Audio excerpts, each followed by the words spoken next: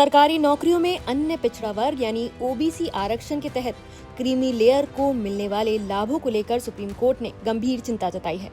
अदालत ने सवाल उठाया कि अगर किसी उम्मीदवार के माता पिता दोनों ही उच्च पदों पर कार्यरत आईएएस अधिकारी हैं, तो उनके बच्चों को आरक्षण का लाभ क्यों मिलना चाहिए।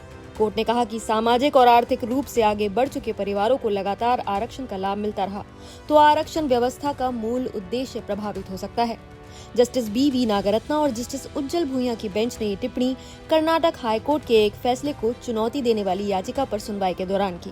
मामला एक ऐसे उम्मीदवार से जुड़ा है जिसे क्रीमी लेयर के दायरे में आने के आधार पर ओबीसी आरक्षण का लाभ देने से इनकार कर दिया गया था।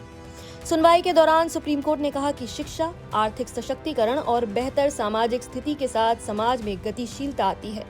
ऐसे में अगर पहले से संपन्न और प्रभावशाली वर्गों को लगातार आरक्षण का लाभ दिया जाता रहा तो सामाजिक रूप से वास्तव में पिछड़े वर्गों तक इसका फायदा नहीं पहुंच पाएगा। अदालत ने कहा कि आरक्षण व्यवस्था में संतुलन बनाए रखना बेहद जरूरी है। ये मामला कर्नाटक के कुरुबा समुदाय से संबंधित एक उम्मीदवार का है। राज्य की पिछड़ा वर्ग सूची में इस समुदाय को श्रेणी 2A के अंतर्गत रखा गया है। उम्मीदवार का चयन Karnataka power transmission corporation limited में सहायक इंजीनियर के पद पर आरक्षित श्रेणी के तहत हुआ था। हालांकि जिला जाति और आय सत्यापन समिति ने उसे जाति वैधता प्रमाण पत्र जारी करने से इनकार कर दिया।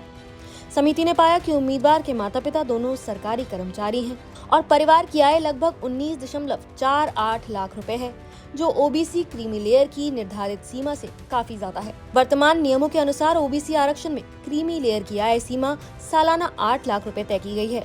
इससे ज्यादा आय वाले परिवारों के बच्चों को सामान्य तौर पर आरक्षण का लाभ नहीं दिया जाता। सुप्रीम कोर्ट ने सुनवाई के दौरान कहा कि जिन परिवारों ने सामाजिक और आर्थिक रूप से पर्याप्त प्रगति कर ली है, वो भी लगातार आरक्षण का लाभ लेते आ रहे हैं।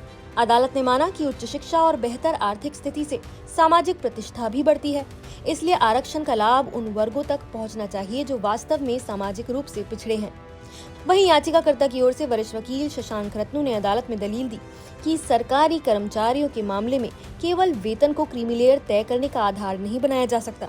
उन्होंने कहा कि क्रीमी लेयर का निर्धारण माता पिता के पद और सेवा श्रेणी के आधार पर होना चाहिए, जैसे कि वो ग्रुप ए या ग्रुप बी सेवाओं में है या नहीं। उन्होंने ये भी तर्क दिया कि अगर केवल वेतन को आधार बनाया गया तो ड्राइवर, क्लर्क, चपरासी और अन्य निचले स्तर के सरकारी कर्मचारियों के बच्चे भी आरक्षण के लाभ से वंचित हो सकते हैं, जबकि वो सामाजिक रूप से अब भी पिछड़े हो सकते हैं।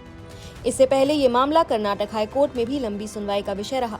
हाईकोर्ट के सिंगल जज ने पहले उम्मीदवार के पक्ष में फैसला देते हुए कहा था कि क्रीमी लेयर तय करते समय माता पिता की सैलरी को आय में नहीं जोड़ा जाना चाहिए। अदालत ने जाति वैधता प्रमाण पत्र जारी करने का निर्देश भी दिया था। हालांकि बाद में हाईकोर्ट की डिवीजन बेंच ने इस फैसले को पलट दिया। डिवीजन बेंच ने कहा कि केंद्र सरकार का 8 सितंबर 1993 का आदेश, जिसमें वेतन आय को क्रीमी लेयर निर्धारण से अलग रखने की बात कही गई है, वो केवल केंद्र सरकार की नौकरियों और केंद्रीय आरक्षण व्यवस्था पर लागू होता है। अदालत ने स्पष्ट किया कि कर्नाटक की राज्य स्तरीय आरक्षण व्यवस्था पर ये नियम स्वतः लागू नहीं होगा।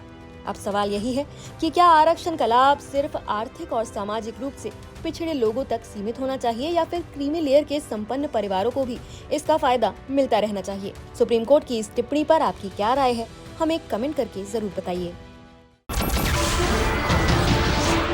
नमस्कार, मैं हूं मानक गुप्ता।